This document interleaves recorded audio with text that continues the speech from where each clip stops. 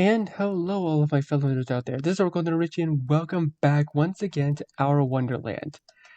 I know that the last episode was a very long one. I can say it for sure. It was 2 hours, and honestly, it's it's still uploading. But trust me, it will be out by sometime today. I promise you that. Uh, this is gonna be part 28, and this is gonna be the final episode of the series. I know, very sad, very disappointing, but with this episode, we're gonna be seeing 3 more endings that we could have possibly gotten, if their affection was high enough. We have Orlum, Gidget, and then just ourselves. Uh, and I know I said I wanted to go in order last time, I, but I don't know. I kind of want to start by not talking to anyone and seeing if that changes anything. And seeing what it changes. This actually will determine your final ending. Are you sure you don't want to talk to anyone? Yes.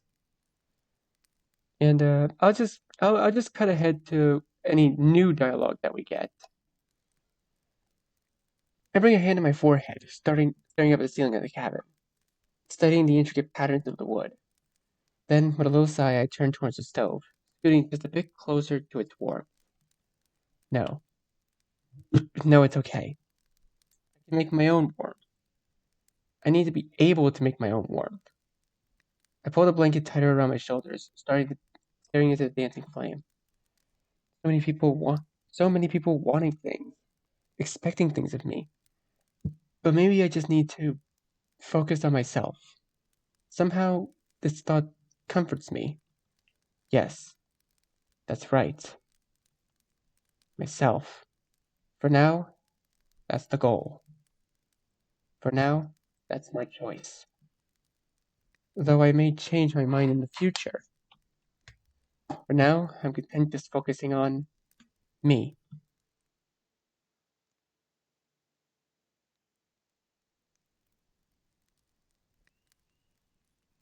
Iggy!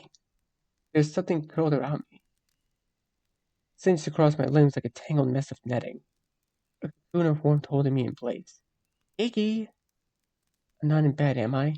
I don't remember my bed being quite this hard or constrictive.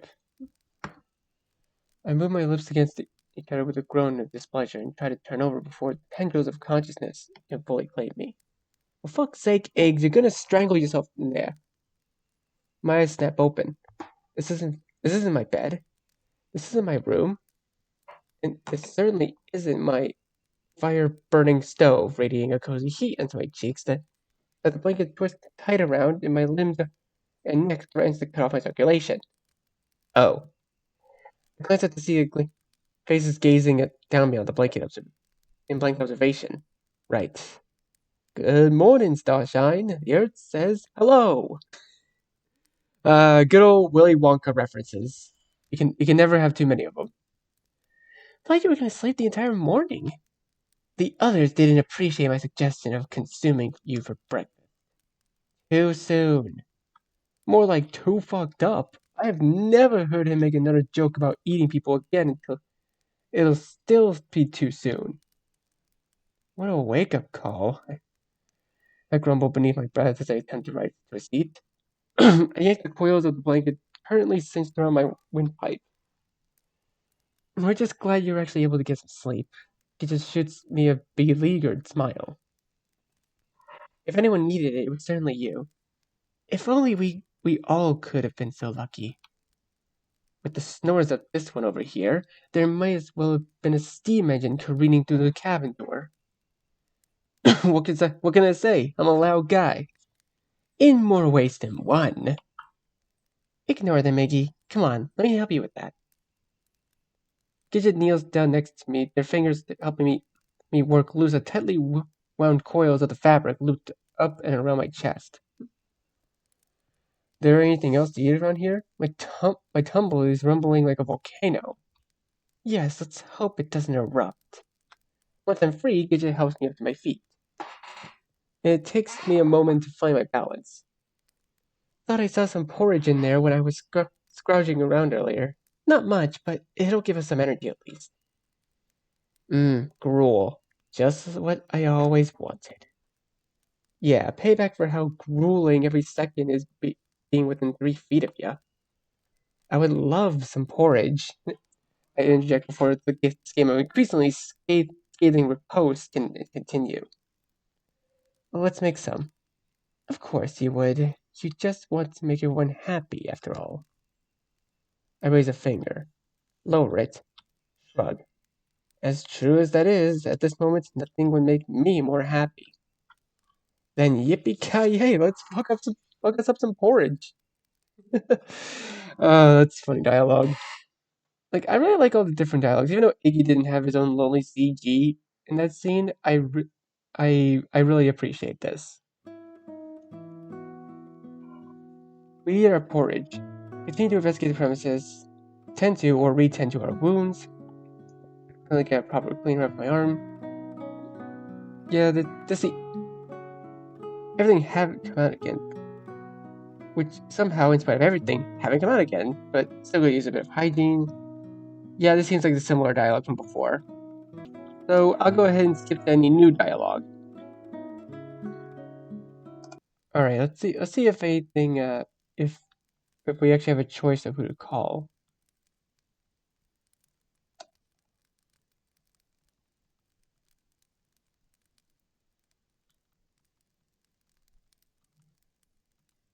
Of course he still has it.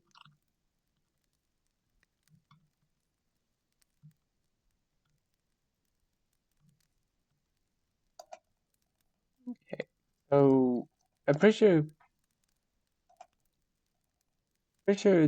I'm just guessing at this point. Maybe it'll give us more of a choice.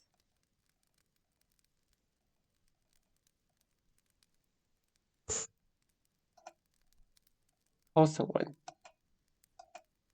Call who? Call yourself. Call myself? What?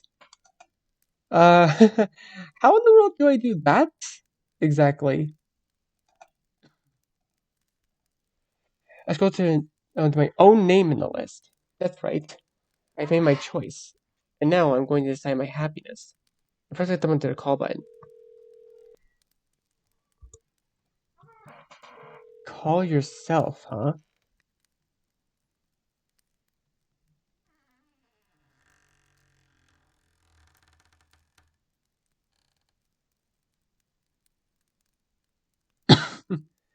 The looks of bewilderment is just too funny. I can still feel the tremors rippling through the earth and the axe's impact. I hug at the ground and try to move, push myself back up, even as my vision shimmies and my ears ring. Iggs, stay back! I hear Genzo shout from the other side of that thing. You'll only get in the way. Get as far away as you can. Can't bring myself to look, not while my head is trying to stop spinning. So I do what I'm told, shakily crawling in the dirt and try and put some distance between myself and that horrifying tremors. Okay, so I think that dialogue was slightly new. I could hear it. Hear that. Another roar. I don't know what to say, there's nothing to say. So instead I sit and tremble as I attempt to wrap what's left of my hand. The pain feels so distant. I can't decide if it's because I'm in so much pain, or my brain can't decide what hurts. Or I've simply become so numb that I'm no longer capable of feeling pain. Maybe a little bit of both. Kenzo is standing a short distance away watching me. He asks a few times if he can help, but the last thing I want right now is to burden anyone. Not when all of us are barely hanging on as is. So I insist I'm fine, even when my hand starts quaking so bad I can barely keep it in place. He's just squatting in a boulder for me, wrapping up their own wounds. There's some cut and bruises. It seems to be okay. Yeah, that's definitely the same dialogue. I panic and dash forward, only to immediately ram straight into Buck's back when she stops walking. I let out a stifled gasp and immediately jerk my head up, only to see everyone staring straight ahead, at the gate standing in front of us. No, not gate. Like a barrier built from warped and knotted trees. There's a lock on it. A giant keyhole carved into the dark wood. Open it. I'm not staying out here all by myself. Genzo huffs before following the others off to the dark, leaving just me. I stand there a moment, gazing off into the darkness, then pull a doll back out of my pocket. What do you want, Iggy? I turn it over in my hand, kneading the fabric between my thumbs. That's right. I know what I want now. I blink, then smile. Smile as 1,000 memories. Moments of heartbreak, moments of joy, moments of love so strong it makes my heart fucking ache. All pass through my thoughts in an instant, forcing the tears back down my cheeks. I feverishly wipe my tears. Then, doll still clenched between my fingers, I take off. And I go running after the others, leaving the forest and our Wonderland behind. Alright, but this is the main thing. Let's just see how much that one little choice changed their ending. That's what I'm curious about. Okay, this seems to be mostly the same. Do we get anything from my boy? Hey, my boy Genzo! Hey, who's that behind him? Genzo started taking mechanical courses in high school, then went to vocational school for bike repair after graduating. A bit less brusque to his fellow peers, he managed to make a few friends along the way. Besides all of us, I mean. And he had a decent turnout in his grand opening once he'd finally made enough money to open his own shop. He spends most of his days tinkering away on this and that, and has even started dabbling a bit in car repair too, if the busted up Lincoln parked next to his shop is any indication. Having a few cars in the rotation would certainly bring in a bit more cash. I wouldn't exactly call him a social bug, but he does get out on occasion. He started volunteering a few community events in Lambrook. Even helping start up an annual kids bike race and donating some bikes to the cause. Aww. Not super sure about his love life. According to Gidget, he's had a few flings every now and then, but considering he's never mentioned anything to me, I assume they were short term. Despite this, he seems pretty content. I think getting out more and having a wider circle of friends has been good for him. Less lonely. Last I heard, he's saving up to buy a nicer place for his mom. Aw, wait, is that his mom in the back? Aww, that's so cute. That's adorable. As for me, well, okay, what are we Iggy up to? My path didn't differ that much.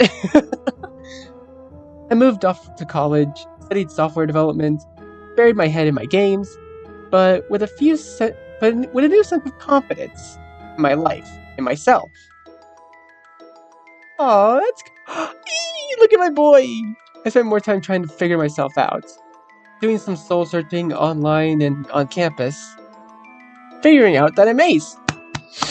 My boy! Oh, by the way, guys, happy International Asexuality Day. That's today, if you guys are wondering. April 6th. That is the day that this video is being recorded. Look at my boy! I'm so proud of him! He looks so good!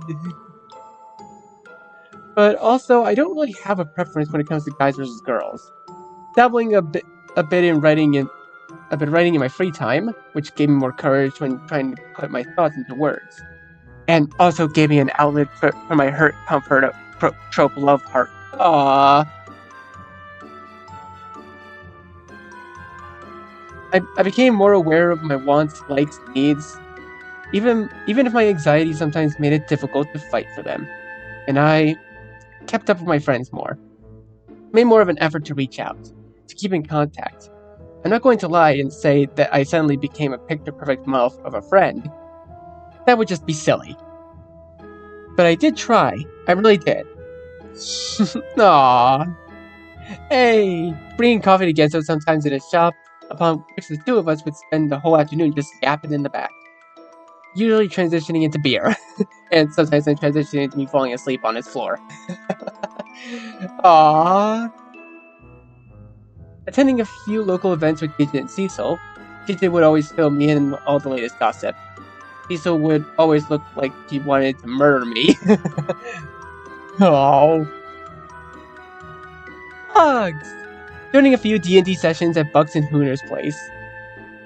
I was always the cleric. I mean, come on, Iggy, you look like the cleric type. And always having to be saved. This is so cute. Oh! Heck, I even took up Orlam's invitations to go clubbing every now and then. Just every now and then, mind you. Oh, I wouldn't call it the most exciting life, nor an especially fulfilling life. I still have plenty of my own challenges, but I do feel more at home in my shoes. More at peace with who I am, and where I'm going. It's a life I've chosen for myself. And no one else. I still get the occasional deja vu, a sudden flash of a memory, sometimes so brief, so intense, it takes the wind out of me. Other times, long and drawn out, filling me with a sense of lost long melancholy. My heart knows what I've been through, even if my head forgets sometimes. My heart never forgets. I'll always take a moment to let myself return to that moment. Let the memory fizzle to the surface of another life, another me. I'll smile as I think about how far I've come, and the path still left to tread.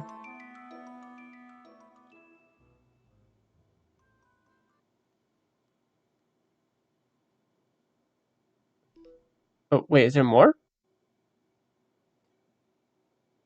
Foxes created the group party. Oh no! It's our Cinderella! Oh, so this ending led to our Cinderella. That's so cool! Oh, Carrot, that's so amazing. Bucks added you to the group. Added Kija to the group. Genzo, Orlum. Listen up, chubs. I'm having a Christmas party, and you're all coming. Oh, oh, that's so cute. So our Cinderella takes place after our Wonderland. That's so awesome. The end. Or not? Oh, that's so interesting.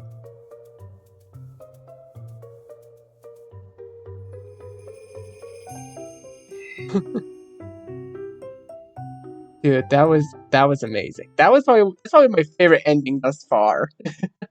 I probably should have ended with that one. And yet, had I known. Oh, and look at the little awkward ace guy on the cover. It's so cute. Alright, anyways. Next we have the Orlum route. I kind of want to see where this goes. This option will determine your final ending. You're sure you want to talk to Orlum? Yes. Oh, it lagged for a second. I pushed myself to my feet with a little wobble, blanket wrapped tight around my arms. Then start towards the other side of the room. It feels strange, like walking through the veil of a dream. Not comprehending everything I'm doing yet, feeling more in control than I ever have in my life. When I make it to the bed, I just stand there. Orlum is pointing away from me, facing the wall. I'm not sure what to do. I stare at him awkwardly for a moment, shifting back and forth on my feet, till Orlum says without even turning around, "Did you want something?" My shoulders give an instinctive jump, and my gaze turns towards the sheets. I swallow. Feel so stupid now. Everything. Why did I walk over here? Why am I standing here mumbling like an idiot? I rub in my nose. You wanna, talk? If I could stab myself straight in the face right now, I would. Orlum is still silent for a moment, then slowly rolls over to face me. He's got the most bemused, bewildered expression on his face that I've ever seen. A trio of options proffered, and the maestro opts for a tunnel duet in B. Interesting. I'm sorry, was that supposed to be a fourth wall break? I have no idea what he's referring to, so I just blink at him blankly. But of course, I'm always open for discussion, he says with a slight little smile that I don't miss, then gestures towards the side of the bed. You sit down, though.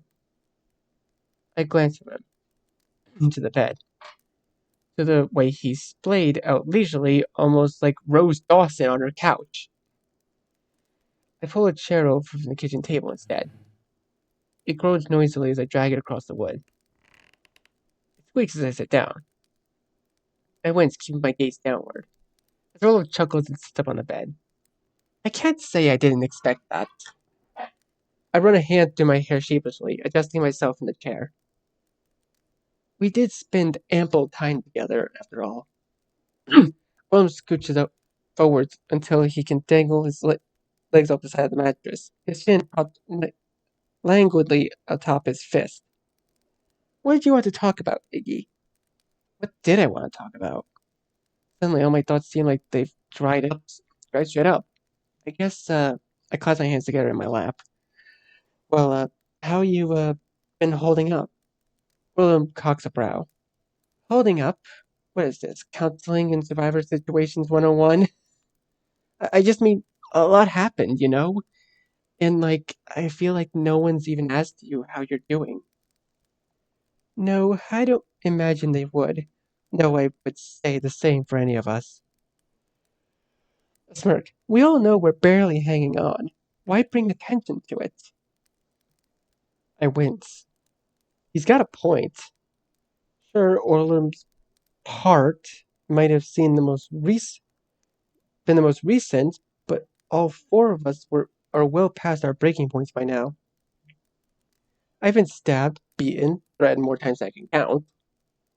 Enzo had his finger chopped off and is probably still suffering from debilitating pain in his legs despite him never bringing it up.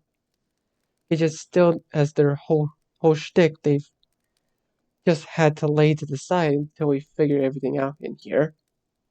And that's not even taking into consideration the mental and emotional trauma weighing down like 5-ton boulders on our shoulders.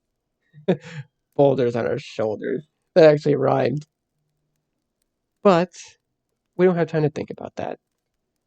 We don't have the mental capacity to think about it, to acknowledge that we've been what we've been through, to start trying to work through things, especially when we don't even know if we're going to make it out of here alive to begin with.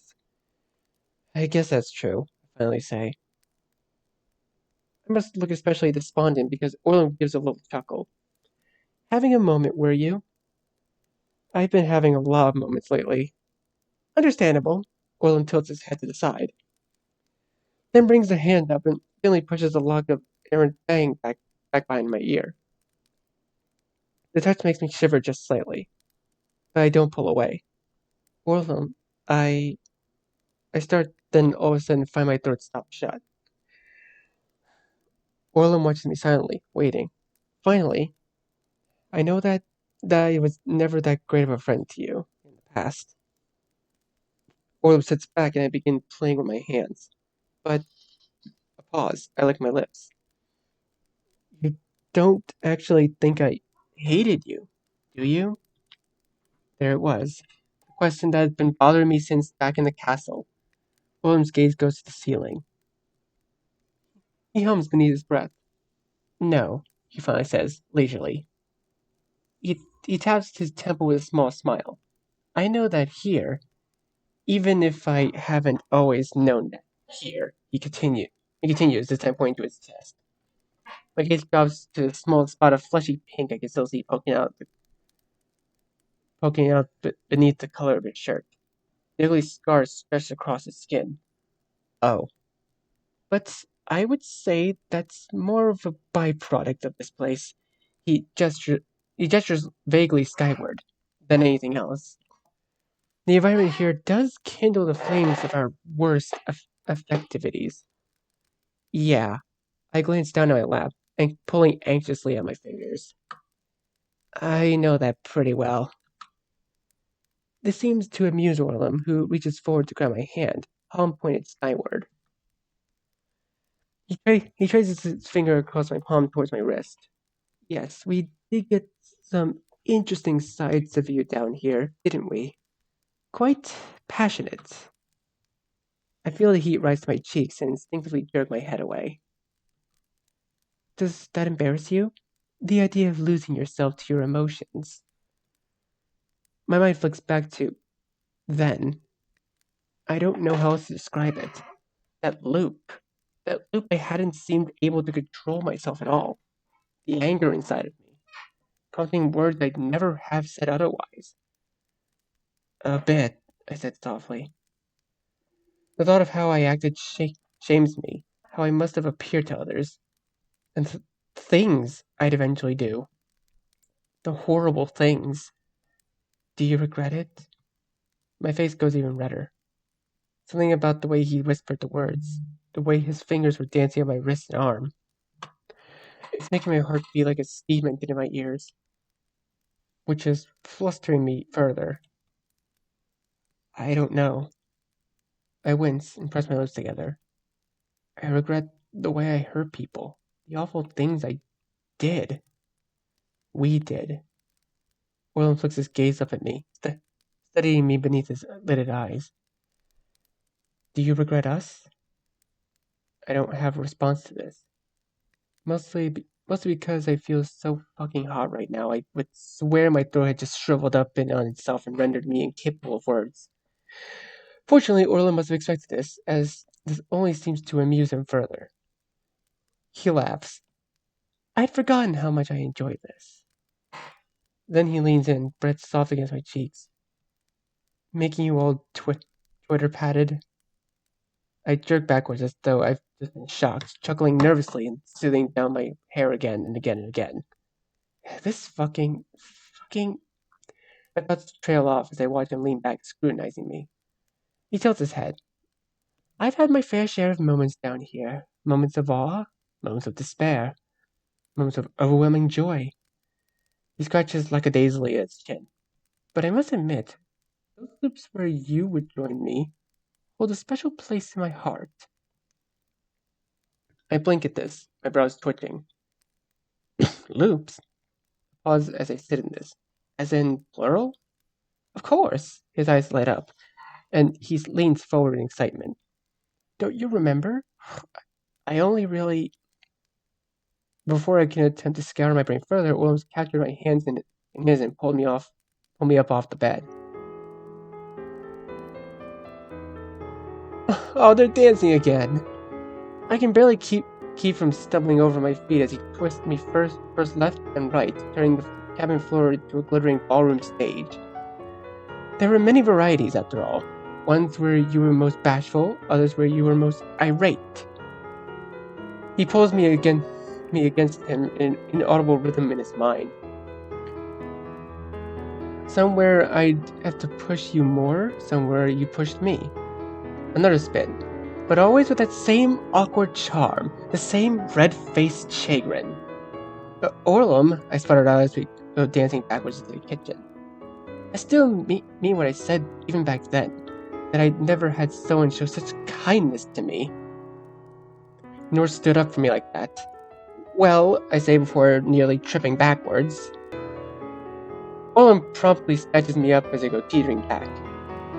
It's like you fell right into my lap, exactly what I needed. Someone to care for me as I was, to be a calming presence I could return to once the spotlight grew too warm, to keep me grounded within the chaos of life. I'm glad? I somehow managed to say, despite my ragged breath catching in my throat. He stops for a moment. I'll never forget the sight of you glancing up from your little game when I'd come back after one of my parties, and leans up against and into me, his face pressed against my chest, his lips curled into a grin. All snug as a bug in her bed, looking cute enough to gobble straight up. I laugh awkwardly as Orlum moved upward, his nose and cheeks flushed with my neck. Or those times you'd let me wash your hair, all those beautiful curls wrapped around my fingers. Higher, I can feel him tracing my lips to the side of my neck across his chin. Or that adorable way you always scold me when I cross that line. He pulls away just slightly, right by my mouth, leaving barely a centimeter between our lips. He seems smiling, feel his breath against my skin. You liked that too, didn't you? A little game of push and pull. It's dizzying at the effect that he has on me. The way I fall back into the same patterns, the same feelings, the same energy. All of it, all those memories, all those loops, and all that time we spent together. All of it swirling across my mind and guiding my thoughts, my reactions. And for a moment, I can only stare at him, cheeks on fire and lips trembling. Then I turn away with a shamefaced wince. But we both know how it always ended. I hear Olin give a little hum in the back of his throat. I feel him pull back just a bit. Too much of a good thing, as they say. Orlin, we killed people. He laughs at this. Memories that will last a lifetime, I'm sure. I feel a frown tugging my lips. You don't feel bad at all about everything that happened down here? Then let my gaze drop. Those times you killed me? He must feel the gravity of the situation because he finally steps all the way back, gaze going skyward. He seems to be thinking hard. It would be mendacious of me to claim I feel no remorse. Looking back on things now. He finally muses, his arms folding back behind his back. You are all people who should know how persuasive this place can be. Yeah. I can't proclaim I'd do things differently if given another chance. I see his brow furrow. But I don't want that chance. If this is to be the end, then let it end. Either in death or escape, I won't rewind again. We both just stand there then, our eyes to the floor as the light from the stove colors our profiles. What if we do die? I finally ask, hesitant. Orlin is silent for a moment. Then he cocks his head with a little grin, arms up in a shrug. And then I look forward to you glancing up from your little game as I join you in our castle in the sky. This makes me grin in spite of myself, and I bring my hand to my mouth, and my either bashfulness returning, or my earlier bashfulness, my bad. I feel a little awkward again. The momentum that had been pushing me forward now gone as I simply stand there, like a lanky gray stick. Orlin is the opposite of awkward. He reaches a hand out, palm up in offering. Shall we have our final dance then? On this eve of reckoning? Didn't we just already have it? I think this one will be a bit more to your liking. Blinking in confusion, I take his hand. He pulls me in close. It's slow this time. Slow, gentle, easy. Aww. He wraps his arms around my waist and I instinctively encircle mine around his neck. The two of us just swaying softly in the middle of the cabin. After a while, I let myself curl in a bit, my chest nestling its way against the side of his head as I close my eyes. It's warm. Comforting. His arms holding me softly, fingers pressed lightly to my skin. A support. Me anchored to the earth. Back and forth, to a melody neither one of us can hear. A dance with its own rules. Iggy, he finally says, softly, his breath tickling my neck. I murmur. My body is quite heavy against his now. I feel him nudge his face against mine, so I pull back just a bit. I catch him grinning at me for a second. See his gaze go from my mouth to my eyes, then back to my mouth. Then he leans in, pushes up a bit on his toes, and kisses me. Aww. I'd like to say that I was surprised, that I didn't expect it. But my eyes barely even flutter. Yes, we've done this before. We've done this before many times. Stolen kisses on the stairs, stubborn pecks while I'm 10 levels deep in my roguelike. Visiting sessions before he'd pass out drunk on the pillow next to mine. I smell against his lips now, letting the memory settle back over me. Familiar warmth. A comfortable warmth. My warmth. Orlin leads me back to the bed before long, tugging my index finger to guide me over. It's an action that with anyone else might have filled me with dread. But with him, I feel only calm, our own unspoken sense of understanding. It's by all means strange when you think about it. Someone like him with many needs, and someone like me with none. How are we even supposed to work? But maybe that's just the thing. We don't need to fit inside any kind of pre-written rules. We don't need to be any one thing. We can just be us. Two people that care for each other. That keep each other grounded. Aww. As we lie there, the moon flittering through the window to cast the sheets in warm yellow patterns. Willem running his fingers across my forehead and through my hair, the way he's done so many nights in the past. I feel a sense of serenity wash over me. For once, no anxiety grips my knee, my heart, knots in my belly. There's no telling what tomorrow will bring. If this is to be the end, then let it end. Oh, that was so sweet.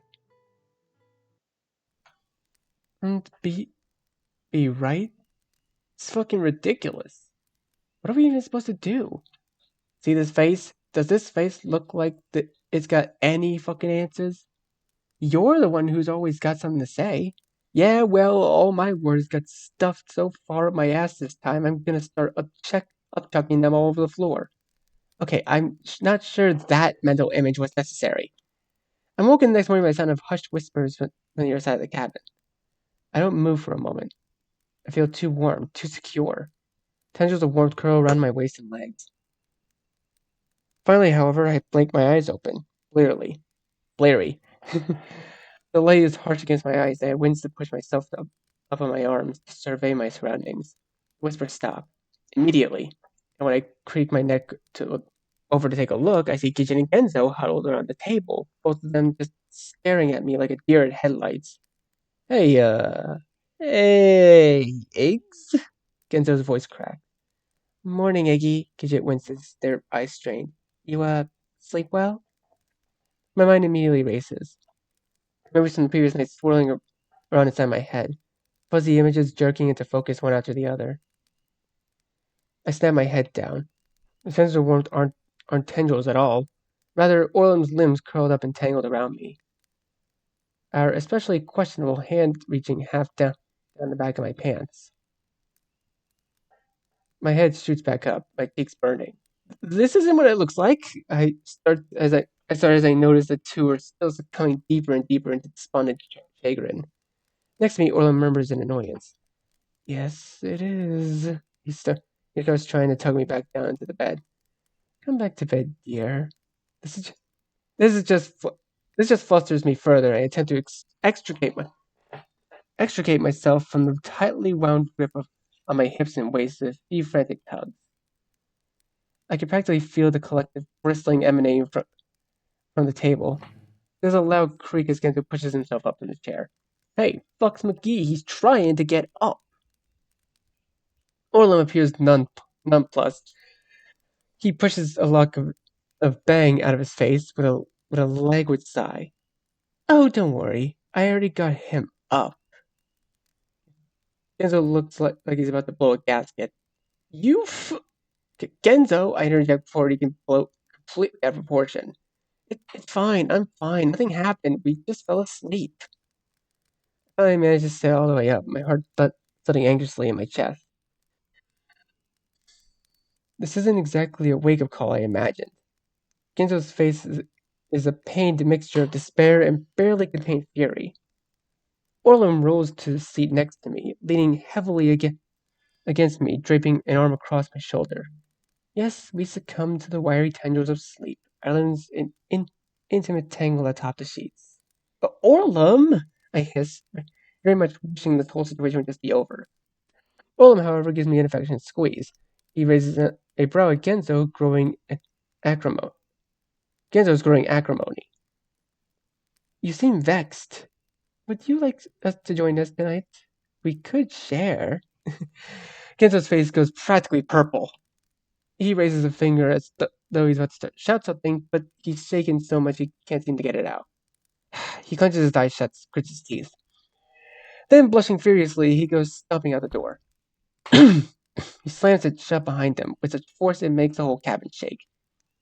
Rain check, then, Orla muses dispassionately. I throw a glance at Gidget, who's still sitting quietly at the table, just staring at us. Oh, I pressed B by mistake. They stand up with a start.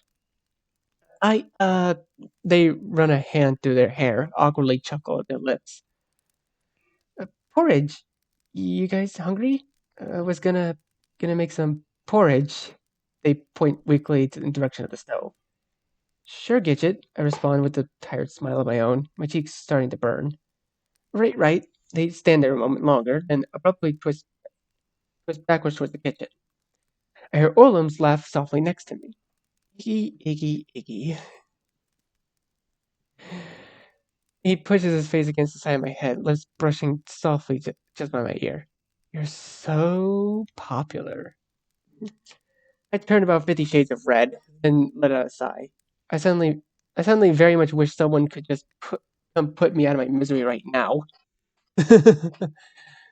Oh dear. It takes a while for things to settle down after that, if settled down is even the state the four of us could reach at this point. However, we somehow avoid digression to even further chaos. Perhaps because of the heavy aura of foreboding seeped into our every endeavor as the day continues. Genzo remains irate but quiet, refusing to acknowledge Orlum besides a few glares. And Gidget, as always, tries to keep our morale up as well as they can. Oh, and now we have the choice to call Orlum now. Scroll down Orlum's name on the list. That's right. I have my choice. Huh. I can kind of imagine a headcanon where Orlum's phone, where like all their phones are just in the black void. 2 giant steps. My shell-shocked brain is really able to comprehend the sight of barreling towards us. But Orlum yanks me out of the way as it brings a giant hunk of axe head straight down to the ground at her feet. I don't even realize I'm screaming as I fly through the air. Stumble. Then go face first into the ground a few yards away. I can feel the tremors rippling through the earth from the axe's impact. I hug the ground. I get Orlum's arms around me, keeping me pinned. Then try to move and push myself back up, even as my vision shimmies and my ears ring. Orlum pushes me back down, his face pressed close to my ear. Would you stay down? You're going to get yourself killed! His voice cracks with panic irritation. And then he's leaning back in his feet, knife flashing as he goes charging back towards that thing. Can't bring myself to look now while my head is still trying to stop spinning. I don't see Gidget scream or go hurtling towards it. I don't see Genzo leap onto the thing's tail, stabbing with a screwdriver deep into the flesh and gripping tight as it even attempts to fling him off. I don't see Orlum shoot me a glance of half fear, half frustration, before racing over to me. Only when his face overtakes my vision do I realize I've fallen. Iggy! My body is screaming at me. A sharp shooting pain radiating from the back, a cold wetness in the back of my shirt. What did I tell you about staying down? He's lifting my head off the ground now. He's all fuzzy at first, a hazy outline topped to a blob of orange. But the sharpness into view as I take a gasping breath and feel my lungs expand. I see him giving me a once-over, his sharp eyes as he attempts to assert my condition. Can you move? I wince, attempt to move my arms and legs, my fingers. Everything still seems to be working despite my throbbing ache. I think so, I say, because what else am I supposed to say? I can't be holding people back if we have any hope of getting through this. I push myself up to a seat, Orlum's hand going up to my back. His face is stony, though I don't miss a tiny glint of concern in his eyes. The blood staining the back of my shirt. I should be fine, I say again. Then, with a greater conviction, I'm fine. This is coming by nerve or a pained one. And both of us look to see if the beast succeeds to fling Genzo off his tail, setting off a shower of blood in its wake. God almighty, I hear Orlum whisper beneath his breath. I see him calculating wildly in his head, taking every In every angle, every development of the situation, I was furrowing. Instead of it taking another swing at Gidget, though, must snap him out of it because he pushes himself back to his feet with a grunt. Do as you're told this time, yes, he snaps, a bit too harsh, which makes me drop my gaze in shame. He noticed this though, because his face softens momentarily. Look, we don't want to lose you. A pause. I don't want to lose you. He averts his gaze. So just stay back. Then he's off again. Because there's no other choice. Watch him go charging in back into the fray, launching himself onto the back of that thing, and burying the knife straight into the bulging muscle and tissue. I need to get up. Instead, I sit and tremble as Orlum attempts to wrap what's left of my hand. The pain feels so distant. I can't decide if it's because I'm in so much pain or my brain can't decide what hurts. Or I've simply or if I've simply become so numb that I'm no longer capable of feeling pain. Maybe a little bit of both. He leans against I lean against Orlum's shoulder as he grumbles none too discreetly about how I should have listened to him and why I am always going off and doing these things. I am unable to cry or laugh or cry. Kids is squatting down on a boulder across from us, wrapping their own wounds. Their arms are a mess of cuts and bruises. The side of their chin looks swollen. Genzo, meanwhile, is wandering around the clearing. To avoid looking at me and Orlum? I'm unsure. Either way, he's somewhat melancholic as he meanders across the expanse of grass. He pauses, though, when he seems to notice something. Then he's kneeling down, grabbing something out of sight from within the tufts of green. Once he's made his way back to the group, he shows it in my face a bit begrudgingly, his gaze pointed away. Here, he simply says. The doll sits limply in his palm, staring up at me with button eyes. Thought it might be important or something. He continues. I can hear the pound in his voice. I accept the doll gently. It's tattered and wet with blood. I knead it between my thumbs, staring down at its bedraggled form. A bit crude, Orla muses next to me, his voice slowed. I sniff, wipe the snot leaking down my nose. Tell me, Iggy. I stare down at the doll. A stupid doll. An anger clenching my jaw, I grip its head and rip it off. I feel Orland's body give a small jolt next to me. And when I look up, I see Gijin and Genzo staring at me. Sniff again. Head dropped to the ground.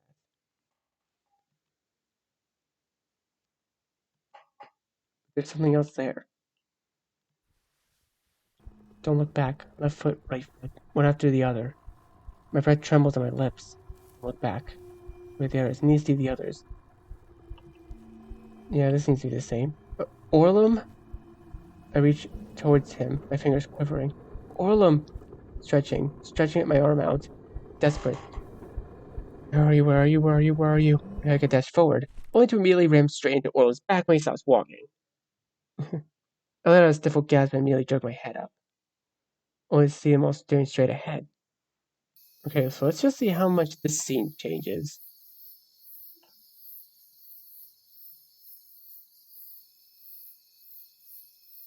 Because like, I'm pretty sure the love interest ending, the LI endings, as Eric calls them, changes this scene a little bit, as we saw with Genzo earlier. What's that? I hear Olam ask, his voice squeaking. Nothing. I tuck the doll in my back pocket. Nothing at all. Then stand back up. The others start to rise to their feet as well. So, Genzo starts wiping several in his eyes. We just gonna, go home now? Gidget pulls up Bucks, who's still sniffling softly. Our parents are gonna be out looking for us soon. As if my dad can care less where I am. My dad's gonna be mad. I wanna go home. Bucks lets out another sudden wail and takes off to the trees. Crap, Bucks! Gidget doesn't waste a moment running off after her, but she had grown. Across the circle, Genzo grows visibly restless.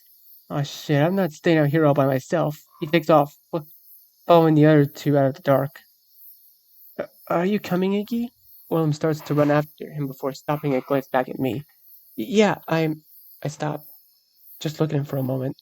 I feel like I have something really important to say, but I just can't. Remember.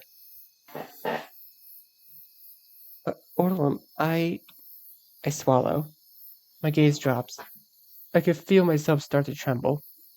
It's okay. Huh? I blink back to the war forming once more in my eyes. What's okay? Orlem's lips curl into a smile. I won't tell anyone if you want to hold my hand.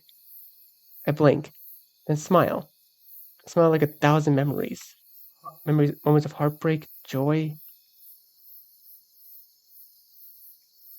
Forcing tears back down my cheeks, I chuckle sheepishly away from my eyes. I guess I can live with that. Then I take his hand, and we go running after the others, leaving the forest and our Wonderland behind. Alright, let's see how much this changes the ending. Okay, well, let's just see how much it changes our ending. Okay, and as for me, well... Hey! Well, and I grew closer in high school. Hanging out after school, working on homework, projects together.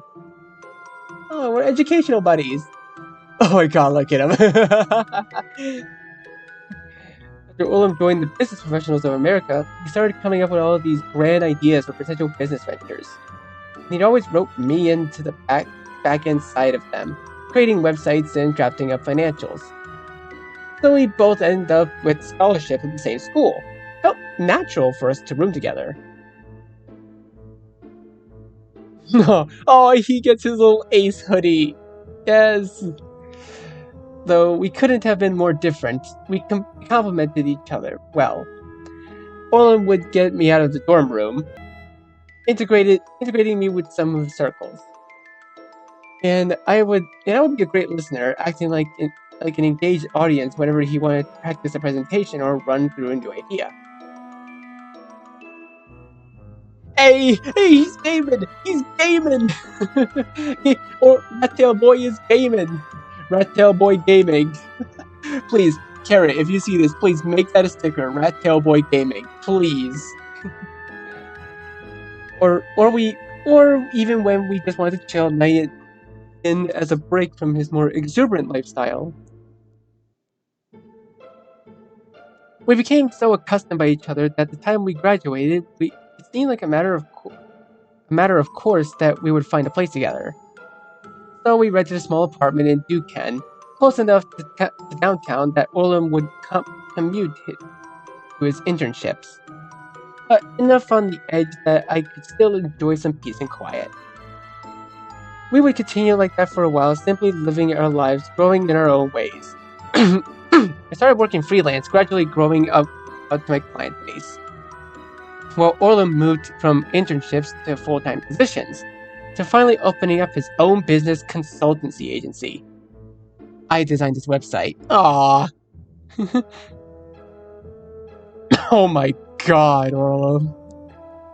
Orlam would maintain his reputation as a man about town.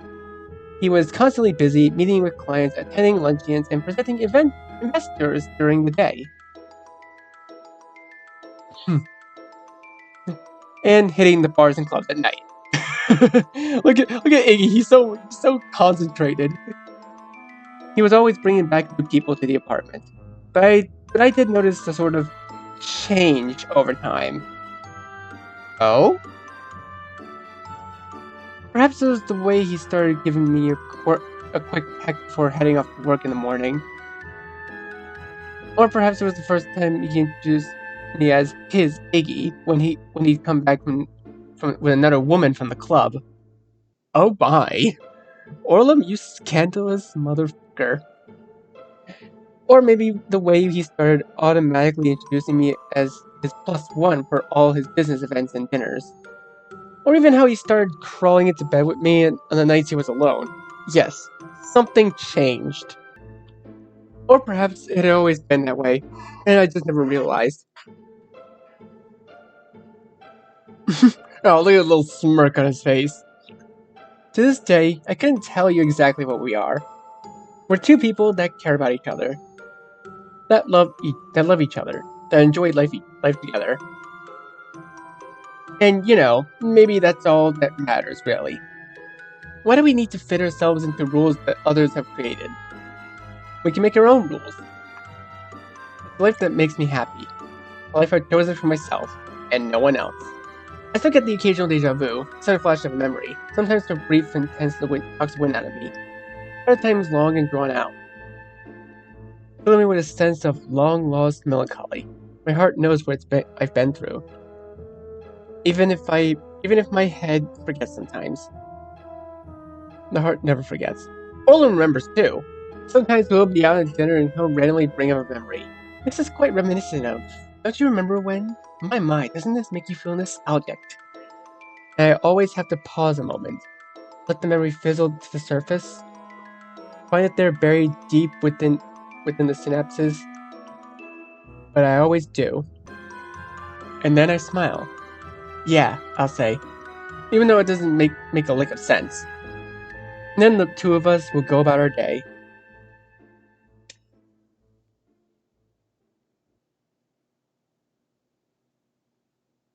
Oh, he's a pet rabbit! Yay! We get the doll and the bundle. Let's go! Oh, it's so cute. Damn. Okay, well, we got one more ending to go through. Wait, I want to see the title screen. Hold up. Hey, look at him. This is just so cool. I love these little title screen changes. Anyways, on to Gidget's ending. I find Genzo seated on a log not far from the cabin, currently hunkered over and cleaning his bloody stump of a finger. I wince, feeling a tendril of guilt curls its way at the base of my brain. Oh no! But ultimately, I point my gaze downward and start towards the right. I hope he doesn't see me. Getting questioned by Orlin was bad enough. I'm sure I could take Genzo's puppy dog eyes asking what I'm doing. Oh, I feel bad now.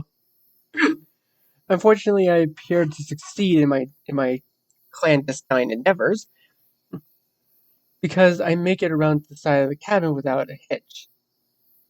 I let my shoulders fall just a bit, slowing to a meandering pace as I finish my roundabout jaunt.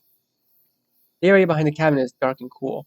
There's a small hill of chopped wood piled up against the back of the cabin, and a chopping block just a few paces away. My mind flicks momentarily back to the first time I'd seen books at the block, but I fight the memory away. There'll be plenty of time to worry about bucks later. Right now, I only have one thing on my mind now.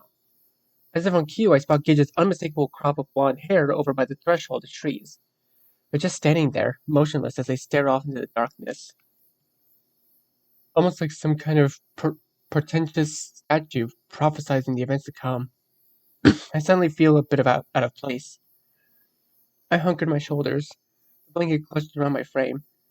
My aura of frailty feels so small compared to Gidget's decisive profile, and I'm all at once unsure what to say, or if I even should speak. Fortunately, I'm not forced to finagle a flustered greeting because Gidget seems to sense my presence and turns their head. The brows arc in surprise before curling downward, sheepishly. Iggy, go back inside. You're gonna catch a cold. I'm fine, I mumbled, despite the tremble of my fingers betraying my lie. Just wanted to make sure you were okay, is all. Gidget smiles at this. I'm okay. I just need some air. Maybe. I don't know. Sorry guys, I heard something. The gaze flicks back to the black void between the trees. I wait for them to continue. When they don't, I take a few steps forward, the wet grass leaving dark patterns in my shoes. Whether it's from the sight of all the blackness or the breeze slipping up my pant leg, a chill works all the way up my spine, and I instinctively pull the blanket closer. Next to me, you just started playing with their hands. It felt a bit stifling in there. I glanced over. They're pulling at their fingers, anxious. First twisting and tugging at their left index, then mashing and kneading their knuckles up, down, up, down. Icky? I'm somehow taken aback, but back to our chat that in Gidget's car. The way they fidgeted uncomfortably before leaning up to kiss me. But this fiddling feels different. Less shy jitters, more. Iggy, I'm sorry. They turned towards me with a hairy jerk, and their hand to my shoulders, but not looking at me, staring down at the ground, staring through the ground. Gidget, I start, my voice getting swelled up in my lungs. I can feel their fingers trembling around my shoulder blades. I see a glimmer of tears as heavy pools grow beneath their eyes. When they speak again, their voice is strained and choked. Every second I'm in that cabin, all I can think about is what I almost did to you. I drop my gaze. And all those other times, the pain I caused you. Their throat catches. Horrible things I said to you. Their grip goes so tight around my shoulders that it starts to hurt. I place a hand over theirs with a small squeeze. Gidget. The pinch loosens, goes slack, and finally their arms fall down to their sides. Their gaze still pointed at the ground. I don't know how you could ever forgive me. The tears are running revolts down their cheeks now, their jaw clenched. How can I expect anyone to accept me for who I am? I sniff. They wipe at their nose. I can't accept you for who you are. Gidget, it was this place, I start. That doesn't take back what I did. They cut me off with a snap. And softer. That doesn't take back how I hurt you. I don't know what to say to this. So I say nothing, just staring at the wet grass. Gidget starts slapping their hand against their forehead with a frustrated groan. Gidget? What if they buck forward, and I instinctively put my arms out to catch them. But my strength isn't enough to keep them aloft. When they go limp, their knees buckling beneath them, they slide down to the ground, body heavy against mine. They wrap their arms around my legs, face pressed somewhere near my belly as my shoulders heave. What if this place reveals our true selves? I can barely hear them, their voice muffled by the fabric of my shirt. But then they turn their head, taking a gasping breath of air through their tears. What if I would have done that eventually for real? There! I'm not sure what to say first, so I simply bring my hand to the back of their head. Feel them trembling against me. What if that's who I really am? That's bullshit! It comes out before I can even register it. I blink, the force of words surprising even me. Yogesh's head shifts slightly as they turn their blurry gaze upwards. That's bullshit, I say again, a bit quieter, but with more conviction. Is it though? Yogesh asks for a moment hesitant. There might be a lot I don't know about you. There might be a lot you don't even know about yourself. But if there's one thing I do know, it's that you're one of the kindest, sweetest people I've ever known. Yogesh doesn't respond this time, just kneeling there. I hear them sniff, their breath shuddering. Besides, I sadly say, you don't really think Orlin would have started secretly boiling people alive in his basement, do you? Midget laughs at this, a throaty, crackly chuckle that makes their shoulders quake. Maybe not, they sniff, though he did always have some strange taste. I sigh, then kneel down myself, bringing my arms around Gidget's shoulders, pressing my face to the top of her head. Their hair is soft against my cheeks. Look, this place twisted all of us. I've got shit I need to work through too. The pain that I caused, I feel Gidget pressed into me, their breath still shaky. But that's not who you are. A pause. Only you can decide who you are. Not this place, not your mom, not anyone else. I give him another squeeze. Definitely not me. My own eyes burn at just a bit as these words pass my lips. An atonement of my own. For so many words said thoughtlessly, two of us grow quiet, holding each other, kneeling there in the wet grass as we let the weight of our sins against each other gather, then spill out onto our feet. Gidget is the first to speak.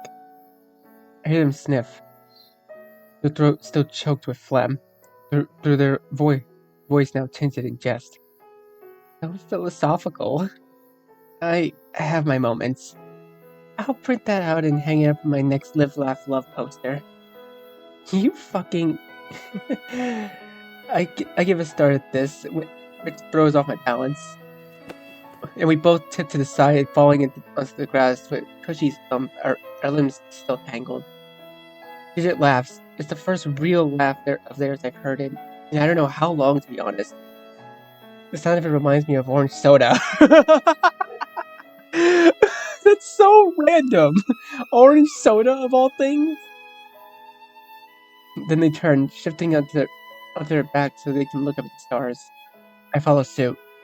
The heavens expanding in front of us like the world's largest painting. Despite the chill seeping into my back, I don't feel cold. Quite the opposite, in fact. A strange residual warmth seems to be building up in my chest. A comfortable, homey sort of warmth. I feel like I have so much to make up for. Asia finally muses, their gaze still pointed skyward. Everything I've done, everything I've worked for, has all been for a life that isn't my own. I'm quiet for a moment, thinking. I get that. It makes me wish I could have figured all this shit out sooner, you know? All those wasted years. How come the younger generations are able to work this stuff out in their teens? The internet, I guess, I say with a laugh. I see them curl their hand in a fist, pulling at the grass. Nobody talked about this kind of stuff. If you were different, it was just a phase, a quirk, something you'd grow out of. There was nowhere we could go to untangle all the weird thoughts floating around in our head. No safe spaces to ask questions, role models to look up to. I don't disagree. But I'm also not sure what to add. So I stay silent, waiting for them to continue. It's gonna sound stupid and ridiculous, but sometimes I actually feel jealous of Genzo, you know? I'm not trying to make it sound like he has it easier or anything, don't get me wrong. But at least he had a very, very physical sign telling him that what was up with him. What was up? I bite back a snicker. Iggy, you... Gidget whaps me against the shoulder with a laugh, and then groans in frustration, hands to their forehead and clenching their fangs. Yeah, he went through a lot of shit too, but at least he knew who he was. Every time I took a step towards figuring myself out, I get pushed back too. It's a constant battle. I drop my gaze at this, hands clasping around my chest. I don't even want to think about how many steps that I've been pushed back from. I've been pushed them back. This thought makes the guilt gather in my belly, twist in discomfort. Even now, I don't know if I know, you know? It feels right. I feel right.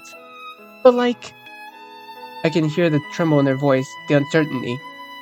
I just feel like I've been wearing a mask my whole life. It's been so long that even now that I've taken it off, I don't know what's underneath. Something in Gidget's words makes my own brain tingle. I don't know why. Like something hitting too close to home. Though not in the same way.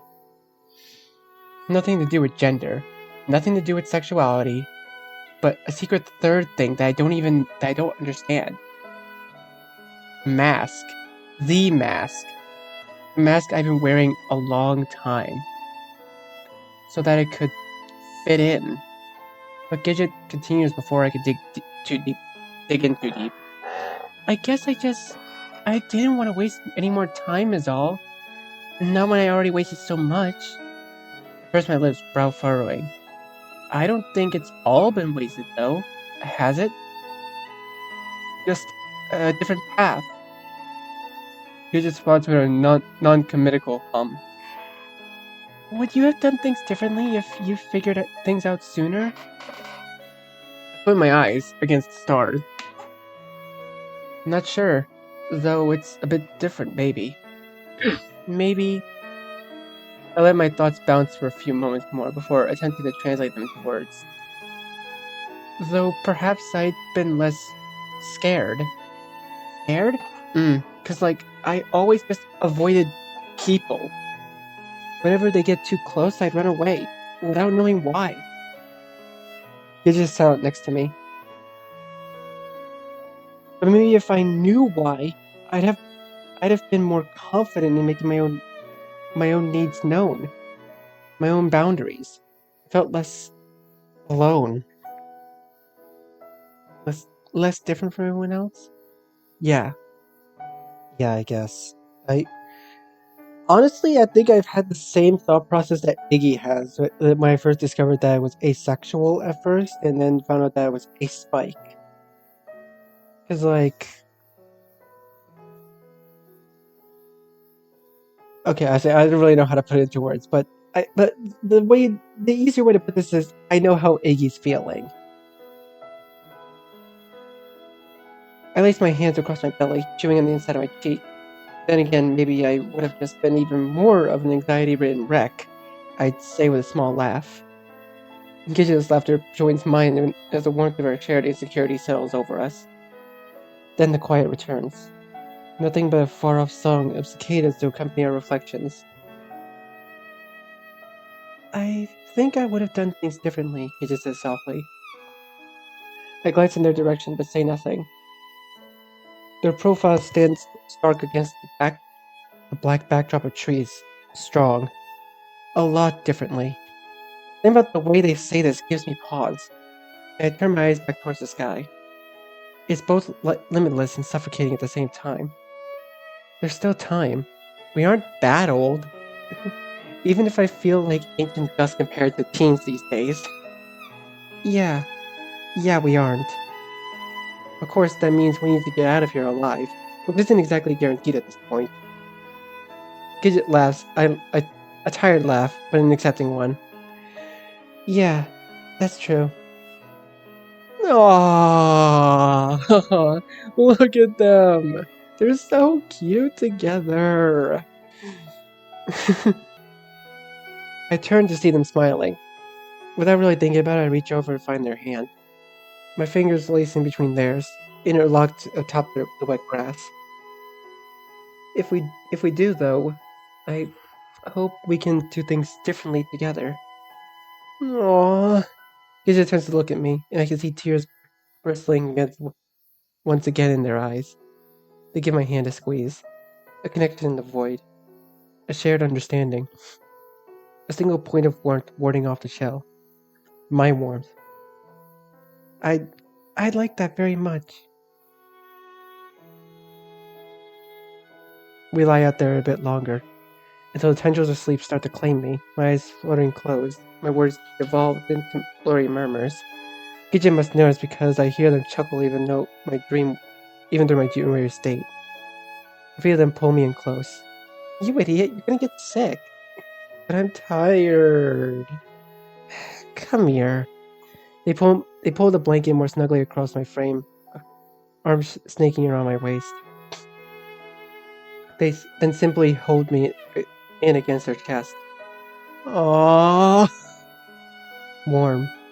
A warm cocoon. Yes! Cocoons! Silent and still beneath the stars. Yes, this feels right. Even if we don't have all the answers. Even if we still have more we need to work through. At least we can be there for each other. Provide each other with warmth. And then before I fall asleep, my worries vanish. No matter what tomorrow may bring, no matter what my fate may have in store for us, we have each other. And sometimes that's enough. I feel Gidget's chin rest against the top of my head as they curl against me. Thank you, Iggy. And then I'm asleep. Oh.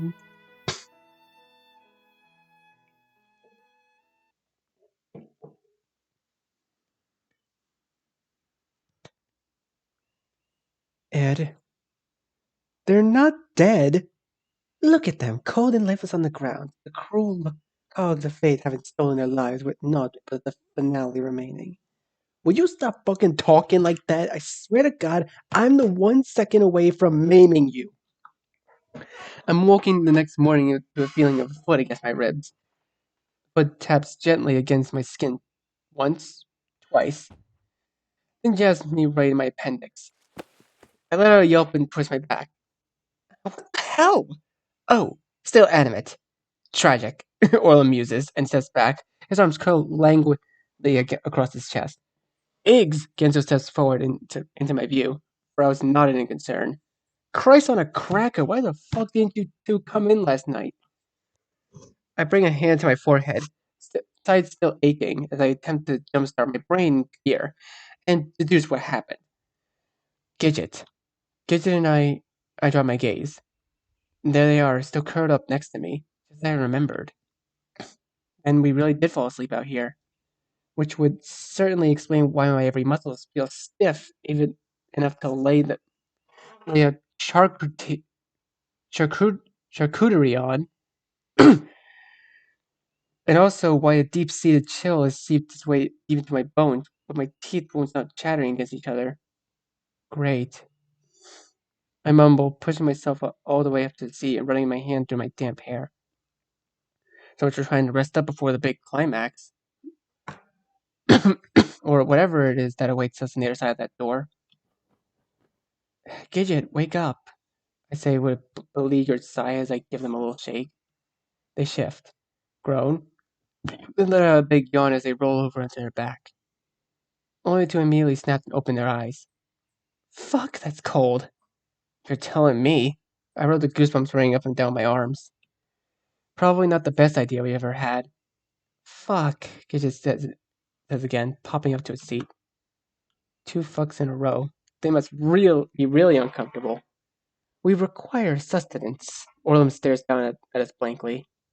To which Gidget responds with an angry splay of their hands. What do we look like, your fucking parents? Go make something. They rub at the growing knot at their forehead. Orla raises a gaze towards the sky, almost disinterested. I don't know how to work on this. I don't know how to work the stove. Fuck, fucking fuck. I can practically hear Gidget's teeth clacking between each expletive. Gensho slaps Orlum's shoulder with an angry huff. Stop being a saggy sack of dicks and help them inside, shit for brains. He starts forward towards me, and for a second, our eyes meet. I see him pause, jaw taut as his brows go rigid.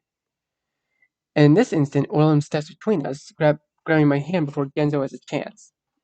Everyone's so moody in the morning. Orlum grumbles and pulls me to my feet and none too gently.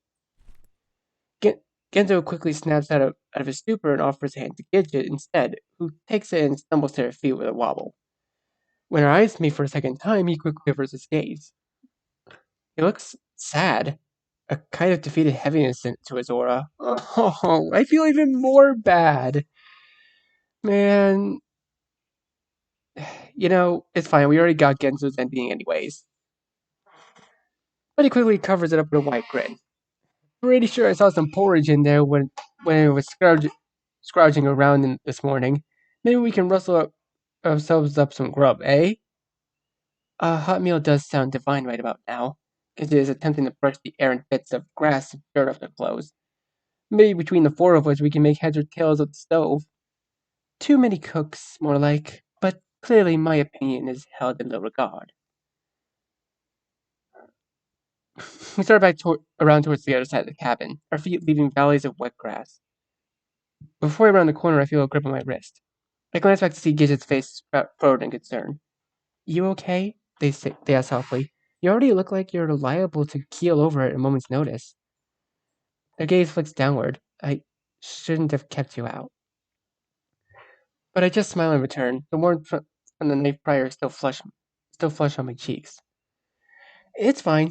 A little hot food would, warm right up. Gidget smiles at this, a small blush dancing on their own cheeks. Then the two of us walk inside and have our breakfast. Aww. So adorable. I community inside my cheek. Dora glanced at Gidget across the room, which currently surveying the collection of jars on the far shelf. Clearly deep in thought. My cheeks grow warm in spite of myself. I flick my gaze back to the door. My thoughts returned last night.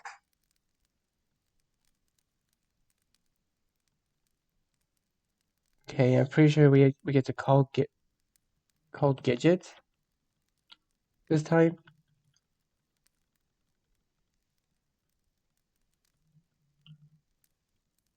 Yeah, call Gidget.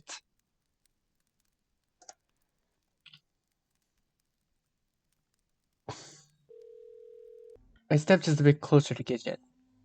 I feel strange.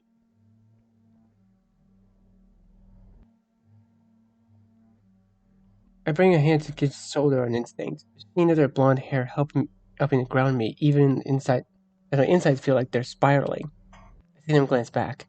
Give me a little grin. It helps me refine a bit of my confidence. A bit, mind you. It's getting lighter now. Come on, Gidget gestures forward. The four of us take off. But before Gidget starts to run, they twist back, throwing me a look of fear and grabbing my wrist. Then we're running. My eyes trained on Gidget's grip on my wrist. Run, run, run, run. A clearing. When the clearing gets so fucking big, it needs to go on and on. Never ending. Yeah, this seems to be similar dialogue. But then Gidget stops. So fast the three of us nearly go flying, barreling towards us. But Gidget yanks me out of the way just as it brings the giant hunk of axe head straight down to the ground at our feet. I don't even realize I'm screaming as I fly through the air, stumble, then go face first to the ground a few yards away. I can still feel the tremors rippling through the earth from the axe's impact. I hug at the ground, hug at Gidget's arm around me, keeping me pinned. Then try to move, push myself back up, even my shimmies in my ears ring. Gidget pushes me back down with their face pressed close to my ear. Iggy, stay back, okay? Get as far away as you can! I can hear the quiver in their voice. I feel them give me a squeeze of reassurance. But then they're leaping back up to their feet, pole swinging as they go charging back towards that thing. All that happens in a matter of seconds. One moment I'm sprinting across the turf. The next I'm tumbling my face in the dirt, rolling and bouncing as my arms and legs flail blocking my sides. I don't see Gento shout and jump onto its tail. I don't see Orlum latch on the thing's claw like some kind of furious tick stabbing its fingers. I don't see Gidget racing towards me, stumbling to the ground next to me. Only when their face overtakes my vision do I realize I've fallen. Iggy! My body is screaming at me. Sharp, shooting pain radiating from my back and a cold wetness forming up on the back of my shirt. Iggy, oh god, oh god! They're lifting my head off the ground now.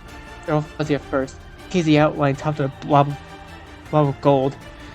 But they sharpen into view once as I take gasping breaths and feel my lungs expand. Iggy, are you okay? Say something! I wince, attempt to move my arms and legs and my fingers. Everything still seems...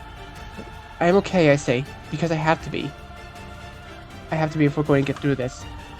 Push myself up, Gidget's hand going to my back. Their faces contorted in fear. I'm okay, really, I say again. This is accompanied by another roar, a pained one. And both of us look to see Orlum sinking the knife straight into one of the thing's claws. Sends a cascade of blood that saturates the grass. My god! I see Gidget's face go pale as they watch in horror. For a good long moment, they seem to be lost in shock. The sight of it taking another swing at Gento, though, must snap them out of it because they grimace and push themselves back to their feet. This isn't over yet, as they say with a wince. They look tired, really tired. But they pick up their pole all the same. Iggy, stay back, okay? Then they're off again. Guess there's no other choice. Watch them go charging back to the fray, launching themselves at the thing's throat and aiming for a few well-placed hits at its jugular. I need to get up. I look forward, onto the balls of my feet. There is nothing to say. So instead I sit in trouble as Gidget attempts to wrap what's left of my hand. The pain feels so distant. I can't decide if it's because I'm in so much pain or my brain can't decide what hurts. Or if I've simply become so numb that I'm no longer capable of feeling pain. Maybe a little bit of both. I lean against Gidget's shoulder as their fingers tend to mine, their grip soft. I can't look at it. I can't look down at all that red. It's too much right now. So instead I just stare off to the far light of trees as I feel cloth cinch tight around my skin. Gento is hunkered down on a boulder across from us, his gaze pointed downward. 3 bloody gashes have torn part his shirt open, and bruises line his cheeks. His eyes are dark. Orlami was wandering around the clearing. I see him kneel down to pick something up out of the corner of my eye. I twist the head back and forth, watch the ripped edges strain. Iggy. His voice is dour yet soft next to my ear. I sniff. I stare down at the doll. Stupid doll. Then with an angry clench in my jaw, I grab the head and rip it off. Iggy! I feel Giz's body jump. When I look up, I see Genzo and Orlum staring at me. I sniff again. I let the head drop to the grass. Grinding around us. Gidget? I reach towards them, my fingers quivering. Gidget! Stretching out my arm out. Desperate. Where are you? Where are you? Where are you? Where are you? In a panic, I dash forward. Only to immediately ram straight into Gidget's back when they stop walking. I let a sniffle gas and immediately jerk my head up. Always see everyone staring straight ahead. Come on, Iggy, don't fall behind. I try to pick up the pace. I don't want to let anyone down. I know who we'll see around the next corner. I think that dialogue was new. I don't remember. What's that? I hear Olma's voice squeaking. Nothing. I took the in my back pocket. Nothing at all. Then stand back up. There's rise to their feet as well. So, we're just gonna, go home now? Gidget pulls Bugs up, who is still sniffling softly. Our parents are gonna be out looking for us soon. That's it, my dad could care less where I am.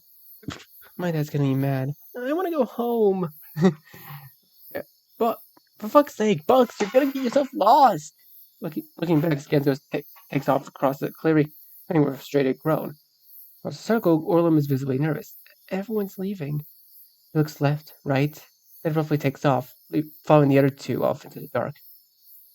Gidget looks back at me, lips curling into a smile. Iggy, let's go! They start to move towards the trees. Just a second, I step forward, hands raised. Then we both stand there, looking at each other. I feel like I have something really important to say, but I just can't.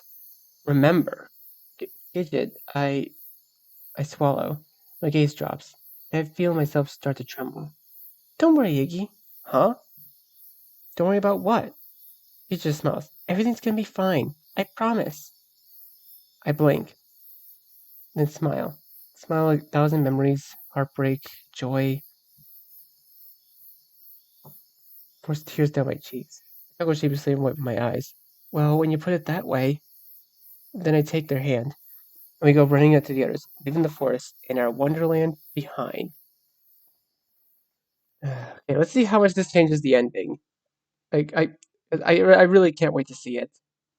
Alright, and what did we get for our ending? And as for me, well... Aww! Gidget and I joined the team hackathon spring of senior year. We somehow rose above the competition to take first place. Oh, nice! And after prom, we made ourselves a promise that both of us would make it through Springwood's software development program, and maybe do better than the other in the process. Hey, come college, we both got to work doing just that. Though I did start to notice some changes in Gidget. While I stayed hunkered down in my dorm, coding or playing games, Gidget was getting out there and making friends, joining groups on campus.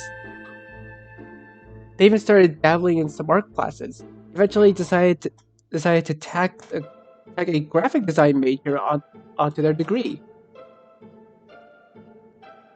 Aww. Little by little, they'd start dragging me along with them too. First to the occasional LGBTQIA+ club meeting, then to an off and on volunteer work with Campus Pride. It was through these meetings that the many new people I met that I started figuring a lot of stuff out about myself too. And I came out to them as asexual our junior year. This didn't surprise them. No, look at Cecil. he looked so upset. Like he kind of looks like a Mandy from Billy Mandy. From Billy Mandy, he's like no Ventures. What am I saying? My God. He looks so like despondent, like ugh, why do you drag me to this all the time? It was through these organizations that Gidget met Cecil, exchange student from the UK. Somehow they became fast friends, and the three of us formed a little trio. Me, the awkward introvert, Cecil, the grumpy stooge, and Gidget, our cheery leader. And occasionally Orla. Damn it, Orla, we already did your ending. Get out of here. After graduating, the three of us found a place together. Rent's not too bad when you can split it 3 ways, after all. Gidget found work as a junior designer at a local non-profit while I began working freelance. Aww. It wasn't until Gidget's promotion to senior designer that they came home buzzed and ecstatic. That they kissed me for the first time. It felt natural. Like it had only been a matter of time. Aww. Oh, of course. Then they kissed Cecil. Oh my god, I love this ending. And Orla.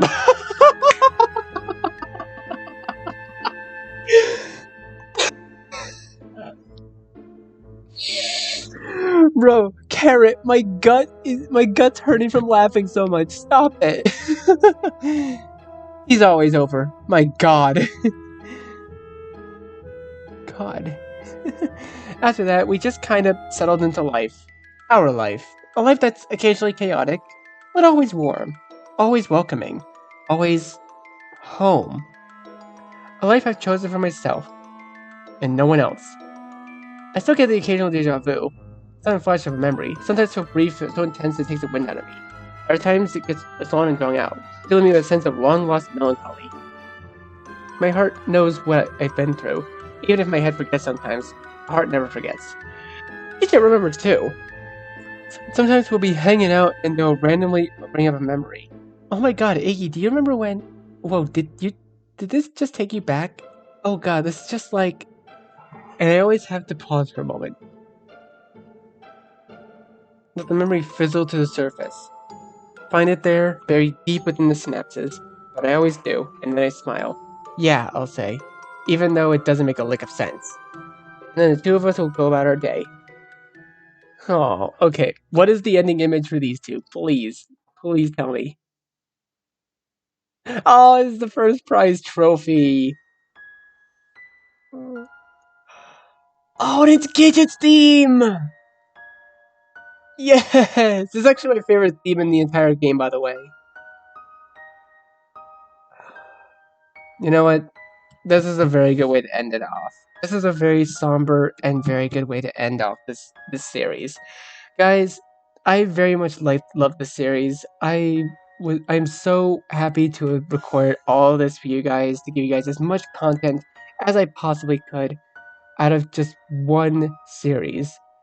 And honestly, I actually didn't know this game had a cult following to begin with, but when I did find out, it was just amazing, and I love it. I love being in this community, so I need to say thank you very much to all of you, to everyone who has supported me throughout this entire series, who supported me through my life, my YouTube channel, and most importantly, thank you, Carrot Patch Games, for making such an amazing game that I could never have, I would have come back to if had it not been for the update. Well, not really just the update, but I probably still would have come back to it anyways, because it's one of my favorite visual novels out there. There's really nothing else that could possibly replace it.